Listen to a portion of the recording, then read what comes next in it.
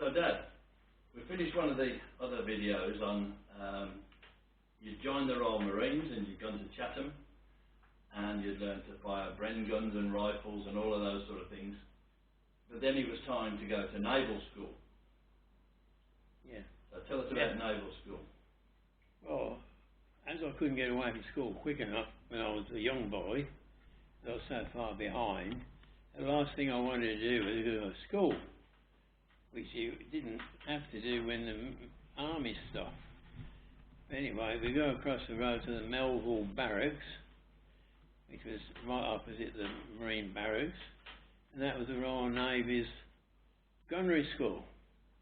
And that was fine, exciting. But then I'm sitting down in the classroom, and the master comes in. I said, there's the blackboard.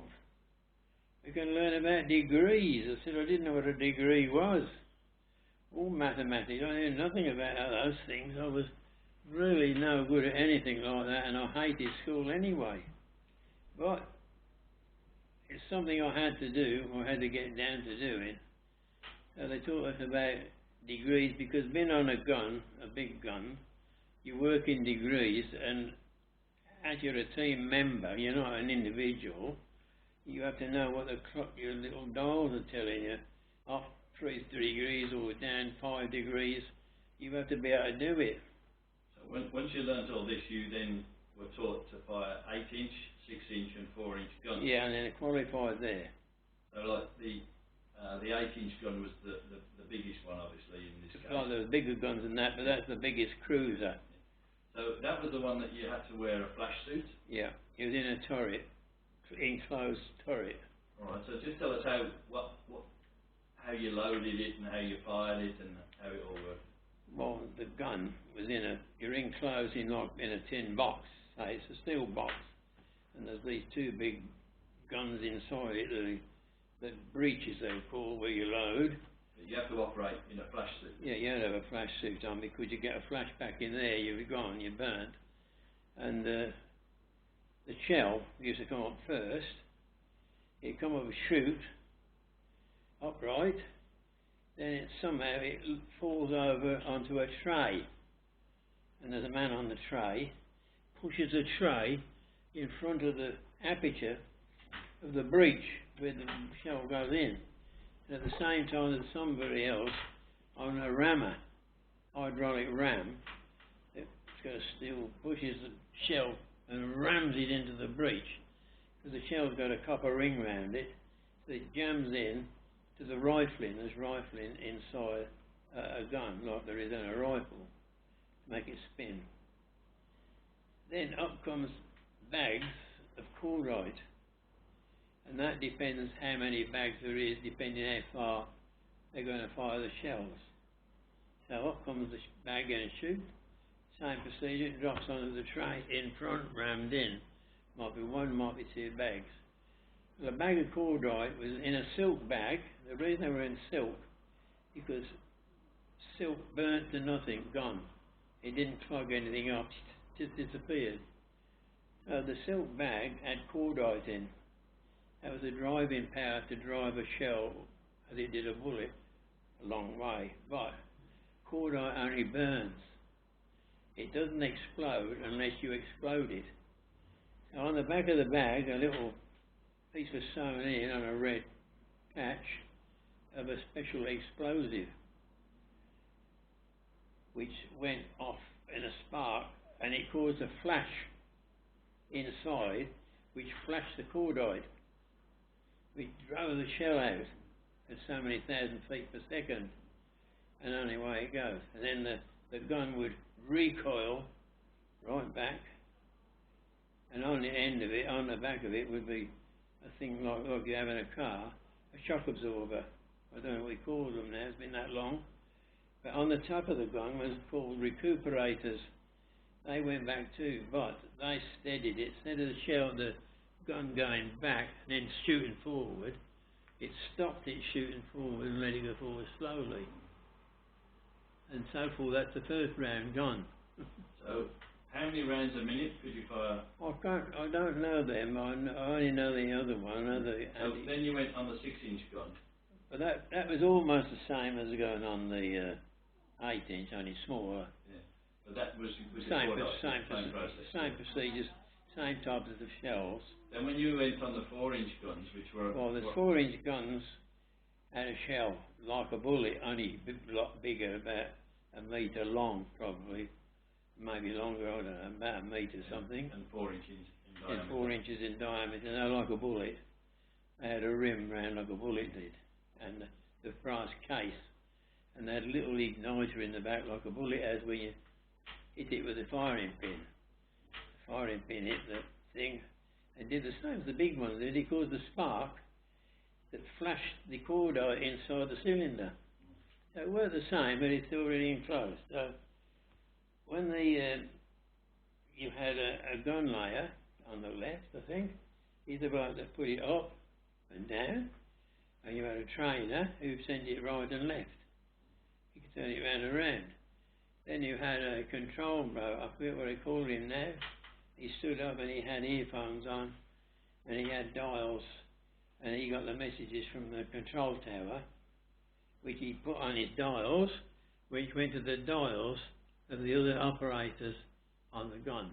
It sounds a long way, but it's quicker than that. And then on each side of the gun was like a little machine thing. The loaders, there was 3 loaders on each gun, 3 men. There's one with the shell going in. There's one with it off there, and one coming to put one on. So when you had twin 4-inch, like on the Belfast. Yeah, they're close together. So you have two crews, like. You have a right and a left. Yeah. Or a port and starboard. Yeah. So anybody who's been on the Belfast down in London will know what a 4-inch gun is, because they're the big ones on the side that are open at the back. Is that right? That's correct. Yeah.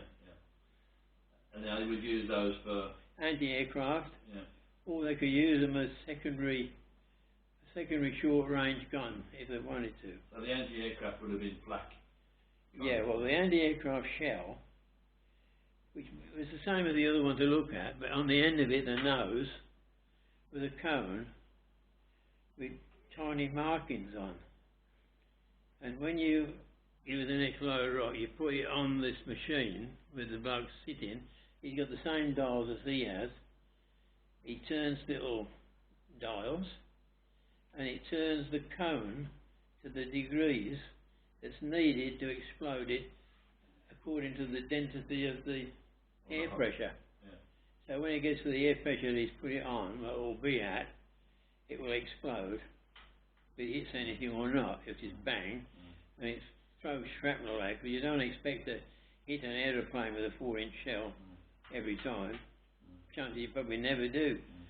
But they put a lot of them up, and they're all exploding, and they're throwing out big pieces of steel, which are now red hot, red.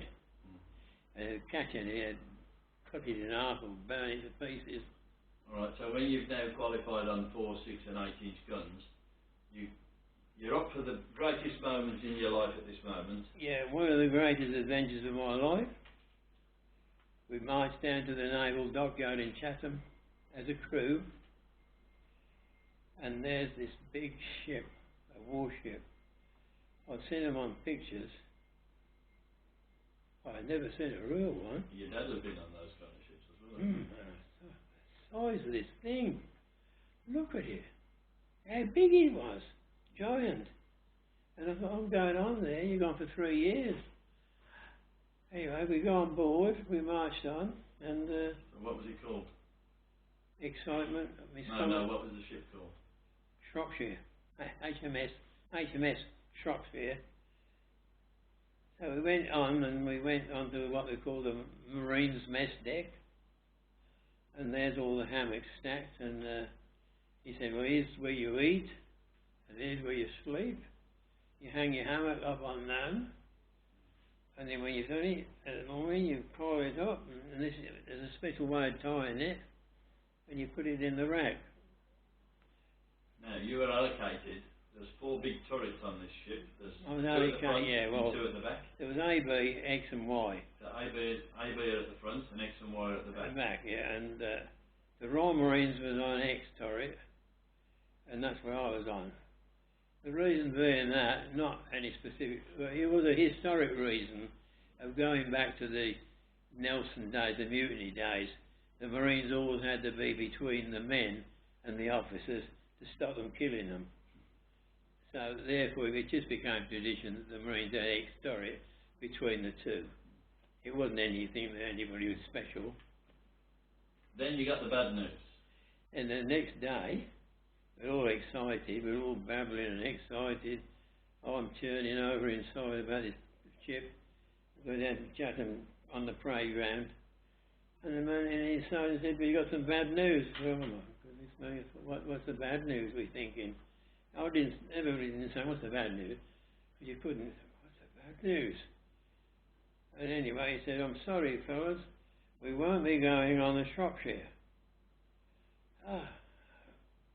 Because Australia has one of their capital ships in the Pacific has been sunk, which I assume was the HMAS Sydney, and Churchill has given it to the Australian Navy.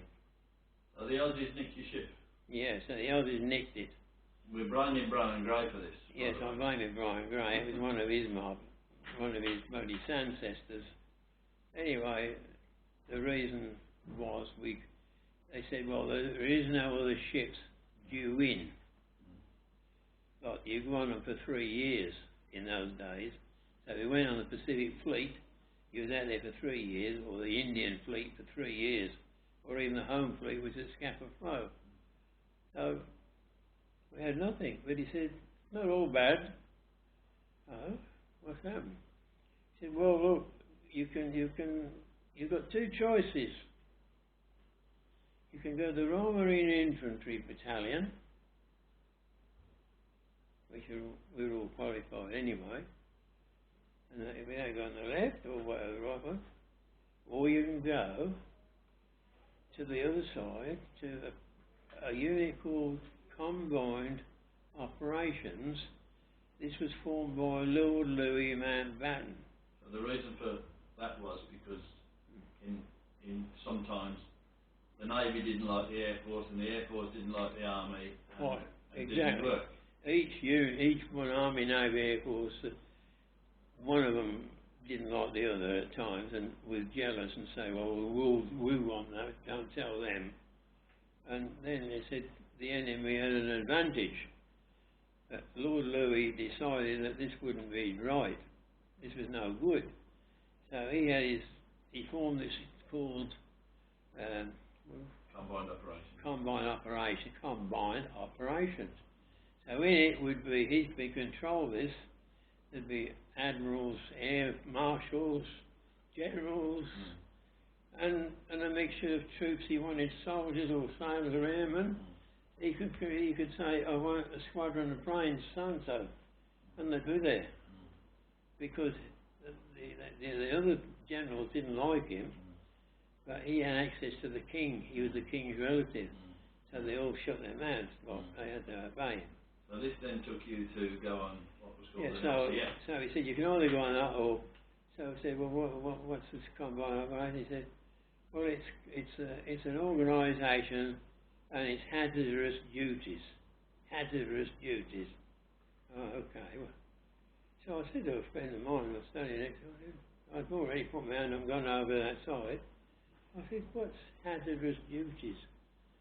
Well, he said, that's a job. They'll give you a job, or a unit as a job, and you can go in, or you can get in, fight your way in, or go in, but coming out is how you'll never come out again. I thought, well, that's not much of a job, is it? So it dampened my spirit a little bit, but I was still enthusiastic.